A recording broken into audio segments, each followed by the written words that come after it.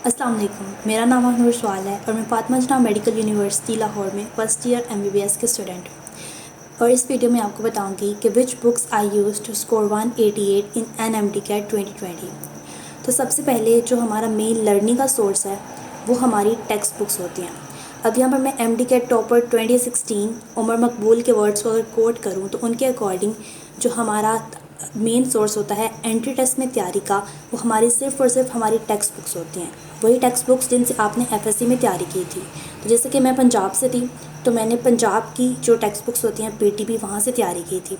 आपने भी सबसे पहले जो आपका मेन सोर्स है आपने उन्हीं बुक्स को रखना है जिससे आपने FSC की तैयारी की थी, चाहे आप किस भी प्रोविंस से हों, पंजाब से हों, सिंध से हों, KPK से, बलूचिस्तान से या AJK से, जहाँ से भी हैं आपने उन्हीं बुक से तैयारी करनी है जो आपने FSC में इस्तेमाल की थी। और ये तीनों साइंस सब्जेक्ट्स के लिए, बायो, केमिस्ट्री और फिज़िक्स के लिए। और इंग्लिश के लिए जो है, जब हम पंजाब में पहले UHS जो UHS के अंडर हमारा MDCAT होता था तो उसमें क्या होता था कि उसमें बुक की टेक्स्ट बुक की कुछ लाइंस आ जाती थी इंग्लिश के पोर्शन में। लेकिन अब चूँकि MDCAT नेशनल लेवल का हो जाएगा तो इसमें UHS ने तो MDCAT नहीं लेना। तो ऐसे में क्या होगा कि आपको जो पंजाब की टेक्स्ट बुक्स हैं इंग्लिश के लिए उनको पढ़ने की ज़रूरत मेरे ख्याल से कोई इतनी ख़ास ज़रूरत नहीं है। तो आप चाहें तो उसको स्किप भी कर सकते हैं। तो इसमें इंग्लिश के लिए फिर क्या सोर्स होगा? इंग्लिश के लिए जो बेस्ट सोर्स है मेरे अकॉर्डिंग वो ये है कि इंग्लिश में 2 पोर्शंस होते हैं, मेजर वोकैबुलरी और ग्रामर। तो जो इंग्लिश का जो ग्रामर पोर्शन है उसके लिए एक तो ये तरीका है कि आप जो भी जहाँ से भी आप लेक्चर्स ले रहे हैं किसी एकेडमी को ज्वाइन करके या किसी ऑनलाइन सोर्स से, तो या तो आप उसको साथ साथ नोट कर लें, लेक्चर के नोट्स बना लें, अपने एक रूल को नोट करते जाएं तो वो आपके लेक्चर के नोट्स बन जाएंगे। या दूसरा तरीका ये है कि आप कोई अच्छे से बुक खरीद लें ग्रामर की। जो 2 ग्रामर की बुक्स मैं सजेस्ट करती हूँ वो है किप्स की ग्रामर बुक और केमिकल ग्रामर बाय सलमानुल वहीद। ठीक है, तो ये ग्रामर के पोर्शन के लिए ये 3 सोर्सेज, ये 3 तरीके हैं जहाँ से आप ग्रामर कर सकते हैं इंग्लिश के। और उसके अलावा जो इंग्लिश का दूसरा पोर्शन होता है वो वोकैबुलरी जो है, ये मैंने इस पर एक सेपरेट वीडियो पहले ही बना चुकी हूँ, तो वो आप देख लीजिएगा। उसमें मैंने ये किया था कि मैंने स्टेप की जो वोकैबुलरी थी उसको प्रिंट आउट करवा लिया था हार्ड फॉर्म में, और उसके साथ साथ मैंने फ़ोन में अपने सॉफ्ट फॉर्म में किप्स और सर सलमान वहीद की वोकैबुलरी को सेव कर लिया था। अब जितने भी एक्स्ट्रा वर्ड्स थे जो किप्स की वोकैबुलरी में थे और जो सर सलमान वहीद की वोकैबुलरी में थे, उन सब वर्ड्स को मैंने वो स्टेप वाली वोकैबुलरी जो थी, जो मैंने प्रिंट करवाई थी, उसके ऊपर नोट कर लिया था। यानी कि 3 डिफरेंट सोर्सेज से जो वोकैबुलरी के वर्ड्स थे वो मैंने एक ही जगह पर उनको कंपाइल कर लिया था। तो आप चाहे 2 अकेडमीज़ के ले लें या 3 के ले लें, ये आपकी मर्ज़ी है। तो बस मेरे ख्याल से एक से ज़्यादा सोर्स से जब वोकैबुलरी के वर्ड्स इकट्ठे करते हैं तो वो ज़्यादा बेस्ट होता है। तो ये सारा कुछ इंग्लिश के लिए था। अब हम चलते हैं फेडरल बुक्स की तरफ कि क्या फेडरल बुक्स पढ़नी चाहिए।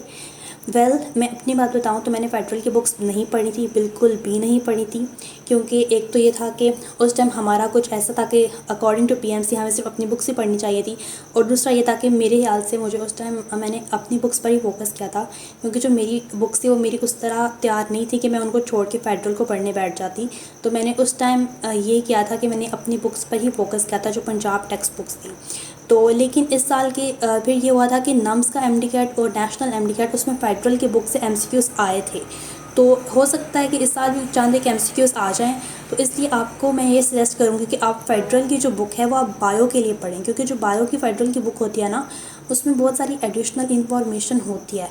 तो आप ये कर सकते हैं कि आप बायो की फेडरल की बुक ख़रीद सकते हैं, और बेहतर है कि आप उसको या तो हार्ड फॉर्म में ले लें या अगर PDF फॉर्म में, मतलब जिस भी फॉर्म में आपके पास है, तो उसमें जितने भी एक्स्ट्रा लाइंस है, जो जो एडिशनल इन्फॉर्मेशन है, उसको या तो आप उस टेक्स्ट बुक के ऊपर ही हाइलाइटर से हाईलाइट कर लें जितनी जितनी एडिशनल लाइंस हैं, या अगर आप उसको किसी अलग रजिस्टर पे नोट कर लें वो जितनी भी एडिशनल लाइंस हैं जो कि आपकी प्रोविंशियल बुक में नहीं है और उसमें हैं फेडरल बुक में, तो वो आप अलग वो सारा जितना भी एक्स्ट्रा मटेरियल है वो सब आप अलग कर सकते हैं दोनों तरीके से, या तो हाईलाइट कर लें या फिर रजिस्टर पे नोट कर लें।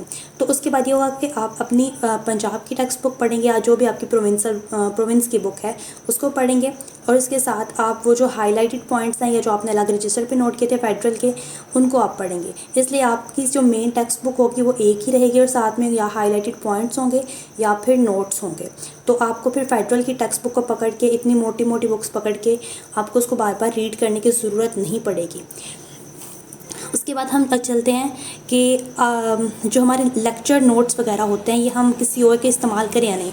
Well I don't recommend any one कि आप किसी और के लेक्चर के नोट्स खरीदें, चाहे कोई सीनियर्स हैं, चाहे जितने भी अच्छे मेडिकल कॉलेजेस में आप ब्लाइंडली उनके नोट्स पकड़ें और उसको रट्टा मारना शुरू कर दें या उसी के ऊपर अपना सारा फोकस करें और अपनी टेक्स्ट बुक्स को इग्नोर कर दें। मैं ऐसा बिल्कुल भी सजेस्ट नहीं करूँगी। आपकी सबसे फर्स्ट प्रायोरिटी आपकी टेक्स्ट बुक होनी चाहिए, वही आपकी कामयाबी का राज है। ठीक है, टेक्स्ट बुक जो है वो आपकी की बुक है, उसको आपने मेन बुक आपने टेक्स्ट बुक को ही समझना है, वही बुक्स जिससे आपने एफएससी में पढ़ा था। तो मैं आपको सजेस्ट नहीं करूँगी कि आप किसी के भी रैंडमली नोट्स पकड़ें और उसको पढ़ना शुरू कर दें, चाहे कितने भी अच्छे नोट्स हों। पर मैं सजेस्ट करूँगी कि आप अपनी मेन बुक पर ही फोकस करें। हाँ, आप उससे थोड़ी बहुत हेल्प ले सकते हैं या ये देख सकते हैं कि उस बंदे ने नोट्स बनाए कैसे हैं, उसमें क्या क्या चीज़ों को ऑर्गेनाइज़ किया है, पर जो आपका मेन फोकस होना चाहिए वो आपकी टेक्स्ट बुक्स ही होनी चाहिए। उसके बाद बात करते हैं शॉर्ट लिस्टिंग की। अच्छा, अक्सर बच्चे हैं वो किसी सीनियर्स की शॉर्ट लिस्टिंग पकड़ के, स्पेशली लास्ट ईयर्स में होता है कि जो स्टूडेंट्स अपनी शॉर्ट लिस्टिंग नहीं करते ना, वो एंड पे फिर किसी और की शॉर्ट लिस्टिंग पकड़ते हैं किसी सीनियर की और उसको करना शुरू कर देते हैं और उसमें बहुत मसला आता है, क्योंकि जो चीज़ मुझे मुश्किल लग रही है हो सकता है वो किसी और बंदे को आसान लगी हो। तो ये शॉर्ट लिस्टिंग मेरा नहीं ख्याल कि आपको किसी और की शॉर्ट लिस्टिंग पढ़नी चाहिए। आपको चाहिए कि आप साथ साथ जो है अभी से जो रिपीटर स्टूडेंट्स हैं वो तो अभी साथ साथ ही शॉर्ट लिस्टिंग करते जाएं, तो ताकि एंड में आपके पास अपनी शॉर्ट लिस्टिंग हो, अपने वो शॉर्ट लिस्टेड नोट्स हों जिसको आप पढ़ सकें। अच्छा, बहुत से सब्जेक्ट्स जैसे केमिस्ट्री के या फिज़िक्स वगैरह के अक्सर स्टूडेंट्स अपने टीचर्स के नोट्स इस्तेमाल करते हैं। अच्छा, जब अगर आपने किसी टीचर के नोट्स इस्तेमाल करने हैं ना, तो आप उस सूरत में करें अगर आप उन टीचर के रेगुलर स्टूडेंट हैं, आप उनसे पढ़ते हैं, वो आपको पढ़ाते हैं, तो आप उनके नोट्स इस्तेमाल करें, वो बेहतर है। जैसे मैं अपनी बात बताऊं तो मैं जब एफएससी में पंजाब कॉलेज में थी, तो जो हमारे फ़िज़िक्स के टीचर थे, मैंने उनके ही नोट से पूरे एफएससी के सारे चैप्टर्स उनके नोट से ही कवर किए थे और उनके नोट्स काफ़ी अच्छे थे, तो उनसे मैंने रेगुलरली पढ़ा भी था। तो फिर मैंने ये किया था कि मैंने वो वाले नोट से भी हेल्प ली थी फ़िज़िक्स में। वो एक्चुअली टेक्स्ट बुक्स को ही थोड़ा उसी को मॉडिफाई फॉर्म में किया हुआ था, तो कोई अलग नहीं था, टेक्स्ट बुक जैसे ही नोट्स थे। तो ये पर मैंने उनके वो नोट्स इसलिए पढ़े थे क्योंकि मैंने एफएससी में भी उन्हीं नोट से प्रिपेयर किया था और उसके बाद वो सर जो थे वो हमें एफएससी और एमडी कैट में भी वो पढ़ा रहे थे, तो इसलिए मैंने उनके वो वाले नोट्स इस्तेमाल किए थे। तो अगर आपने किसी टीचर के नोट्स इस्तेमाल करने हैं तो फिर बेहतर है कि आप उनके रेगुलर स्टूडेंट हों, उसी सूरत में आपको हेल्प मिलेगी। अब हम अगली तरफ जाते हैं। हमारा जो नेक्स्ट पॉइंट है वो है प्रैक्टिस बुक्स कौन से इस्तेमाल करनी है।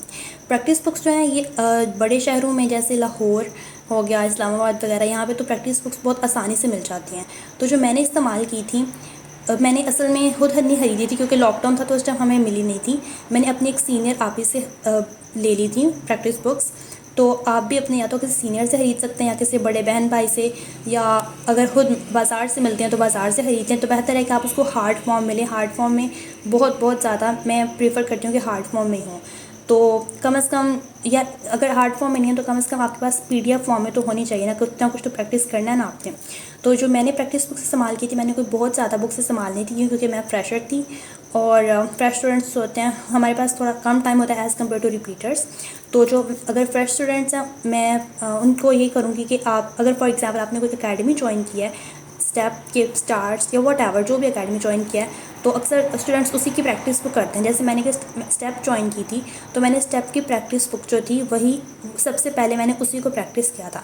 जब वो मेरी ऑलमोस्ट कंप्लीट हो गई थी तो उसके बाद फिर मैंने किप्स की जो प्रैक्टिस बुक थी उसकी तरफ मूव किया था। जो स्टेप की प्रैक्टिस बुक होती है वो ये होता है कि चारों के चारों सब्जेक्ट्स एक साथ एक काफ़ी मोटी किताब होती है, उसी में वो सारे के सारे सब्जेक्ट्स के होते हैं। तो अराउंड 700 to 800 पेजेस की वो बुक होती है जिसमें वो चारों सब्जेक्ट्स होते हैं। तो वो मैंने पीडीएफ फॉर्म में उसका लिंक भी शेयर कर देती हूँ साथ।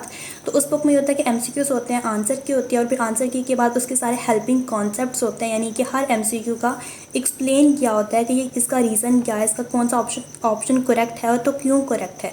तो स्टेप की प्रैक्टिस बुक इस हवाले से मुझे बहुत अच्छी लगती थी।